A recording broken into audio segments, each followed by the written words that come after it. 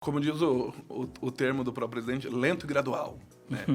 Só que a lei da anistia, ela gerou muitos problemas, porque assim, ela lá em 79, nós vamos ter a ditadura ainda até 85, quando é eleito ainda de forma indireta o vovô do Aécio Neves, né, o Tancredo, só que o Tancredo não assume porque ele morre antes. E aí tem as teorias da conspiração, depois a gente manda no WhatsApp. É mentira, tá, gente? Aí quem vai assumir vai ser o Sarney. Ali começa, de fato, a abertura, melhor, a democracia, né? Mas de 79 a 85, essa abertura lenta e gradual. Vamos mudando, começa as eleições, o pessoal pedindo eleições direta já, aquela coisa toda. Mas a lei da anistia, ela foi falha em alguns pontos. Eu gosto de compará-la à abolição da escravatura no Brasil. Uhum. Tanto é que o movimento negro, o movimento afro, ele não comemora o 13 de maio. Ele vai comemorar o 20 de novembro.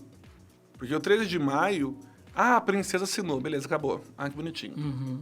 Foi isso. Acabou.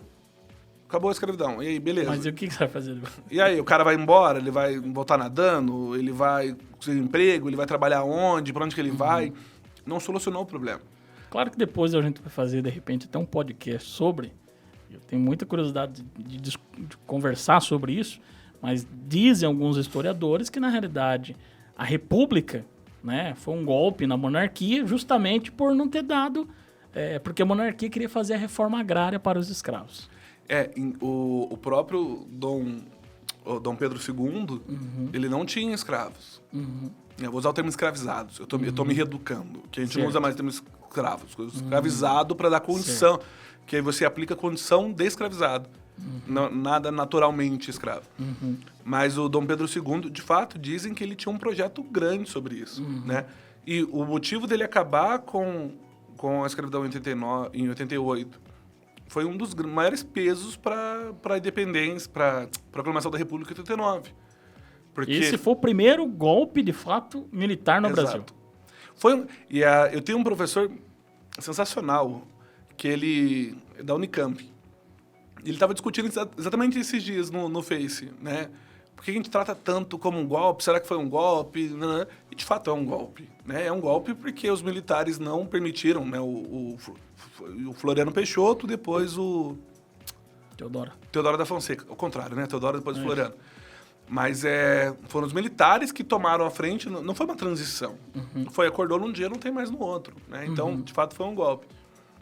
Mas eu esqueci o que eu tava... Nós estávamos aqui... Também esqueci, mas... Lembrando aqui... Né? Lembrei. Da lei da anistia. Isso, falando da anistia. E assim, a lei da anistia, qual que foi o grande problema dela? Ela falou, beleza, tá todo mundo perdoado. E aí é um problema. Diferente do Cone Sul, por exemplo, na Argentina, no Chile, isso é muito mais bem resolvido que aqui. Entendi. Porque como a gente não julgou ninguém, não prendeu ninguém, não falou mais sobre isso, primeiro, os documentos, a maioria sumiu. Né? Tem que desaparecer tudo isso aí, gente. Queimou, a gente sabe que muita coisa foi queimada propositalmente. Muita coisa foi escondida, arquivada, e de 2013 para cá que muitos arquivos do STM foram abertos. Que, inclusive, na minha tese eu tive a sua ajuda para conseguir o processo que eu estudo, mas é muito difícil. Então, assim, como a lei da anistia, ela só falou, tá todo mundo perdoado. Olha só. E aí? Então não tem como... faz? Aí como fica uma coisa aberta, a memória, ela pode direcionar para um lado ou para o outro, o que acontece hoje em dia. Você vê pessoas hoje, em meio a um clima democrático. O Brasil... Posso usar um termo bosta? Claro. Eu vou usar o termo, já usei, né? Pode estar uma bosta, mas a gente está vivendo uma democracia. A gente pode falar o que for, mas é uma democracia. E aí você vê as pessoas na rua manifestando, pedindo a ditadura, é de uma falta de sentimento, porque assim, a primeira coisa que não existe é o direito de protestar. As pessoas, quando elas pedem ditadura, elas não entendem que elas nunca mais vão poder... Depois, de novo, pedir até ditadura de novo. Exato. A ditadura que elas sonhavam. Exatamente. Seja ela de direita, de esquerda, de lado, o que seja. As pessoas, Você usou uma frase no começo que foi assim, tipo, os timinhos, né? Que a gente veste a camisa de um lado e de outro. É uma coisa terrível, babaquice. Babaquice. Isso. Não importa, eu posso não concordar com tudo que o Bolsonaro faz, mas eu não odeio o Bolsonaro, não quero a morte dele, nem nada do gênero. De forma alguma. E não gostar do Bolsonaro não quer dizer que eu seja a favor do Lula. Exatamente. E gostar do Lula não quer dizer que eu seja contra. É assim, as pessoas ficam muito dicotômicas. Exatamente. Mas eu sei onde começou isso. No discurso do Aécio, quando ele perdeu para Dilma. Porque a Dilma venceu democraticamente. Sim. E ele falou, a gente vai barrar tudo que vier aqui, eu quero ver ela governar sem a gente. Tá gravado, isso não é uma coisa que ninguém inventou, não é uma fake news, tá gravado. E dali para lá foi piorando. E aí ficou, primeiro a Aécio contra a Dilma, aí ficou essa coisa, depois virou Mortadela e... Coxinha. Então assim, a gente vestiu a camisa e a gente...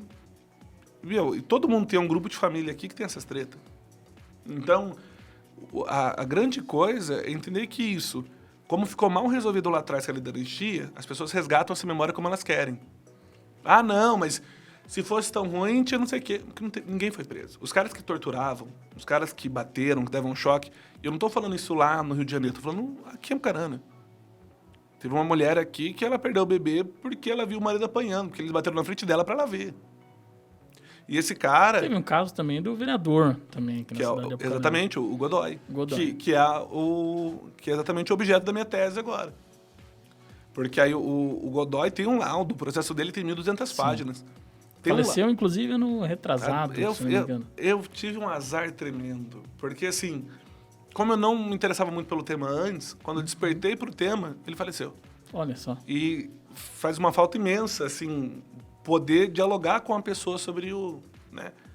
Mas no caso do Godoy, a gente vê... E o Godoy não era de esquerda, deixar registrado isso... Não é, nem eu, acho que ele sabia que pensava de ideologia, né? Não. Na verdade, ele era vereador, né? Tentando colaborar. Eu conheci bem a filha dele e tudo, sim, a Mara Rubia. A Mara, eu converso muito com ela, inclusive, porque o Godoy, ele era super aliado do Javarina.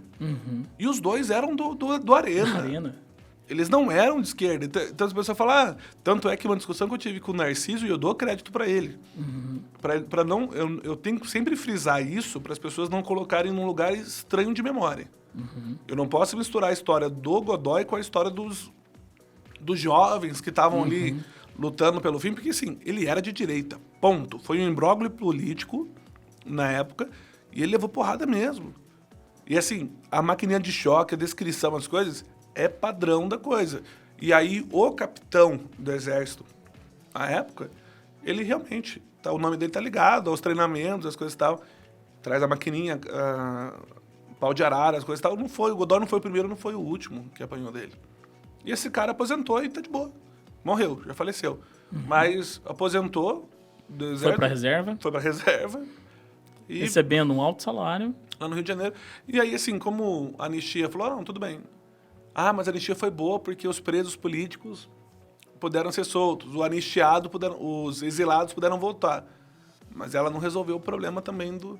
Talvez se a lei da anistia tivesse sido um pouco mais rígida nessas análises, como foi na Argentina, como foi no Chile, como foi em vários outros lugares, talvez a gente não tivesse esse problema agora de gente pedindo a volta da ditadura, certo? Olha só.